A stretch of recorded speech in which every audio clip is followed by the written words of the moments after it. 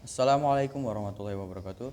Today I want to read some article that my lecturer gave to me as an assignment. So I will read it. Lecture.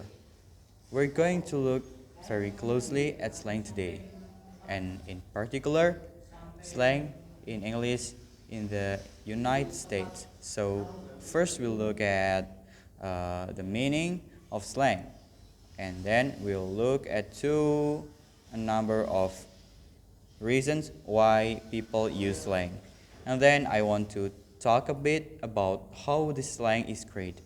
So, how slang is made. In fact, most slang in any language is created by young people. So, the first thing is, what is slang? Okay, slang is the term for new and informal words and phrases. And these words and phrases tend to come from different groups without society. Let me say that again for you. Slang is new and informal words or phrases which tend to come from certain groups in a society. Let me move on to describe slang for you.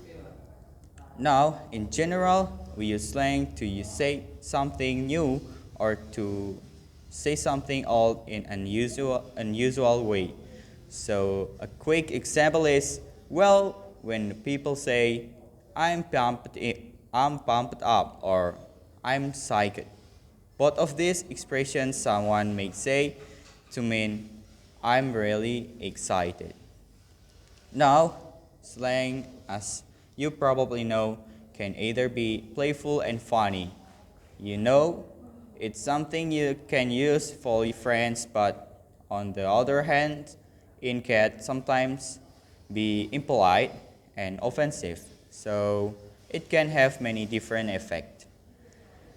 Alright, so let's move on to why people want to use slang. Well, there are a number of reasons. One important reason people use slang is the slang makes people feel connected to or part of a peer group. So, for instance, let's say there's a group of friends who spend a lot of time together. Maybe they go to the same school, they use more slang with each other because it makes them feel connected. It's like they have their own language. So, in essence, when they use their slang together, they're showing their group identity, like wearing some jackets. They're showing that they belong to the same group. Also, and this is a key point. People use slang to show that they're friendly and can be casual with each other. This is especially common in the workplace. Now, some people use slang to make their speech more colorful or to make a certain kind of impression on other people. So, these are a few reasons why slang is used. Now, let's move on to discuss how slang is created. What I want to look at what I want to look at is how people create new slang expressions and often change the spoken language. Okay, now slang is created in a variety of different and interesting ways. One way slang is created is by taking an old word and giving it a new meaning, like the slang word weird. Wired. So let's look at how this works. You know that the word wire, like the wire in an electrical cord, to be wired, is an adjective. Means the way you feel when you've had too much coffee. You feel too excited and maybe even a little crazy. You feel wired. You feel full of energy. So that's an example of a new slang word created from an old word. Okay.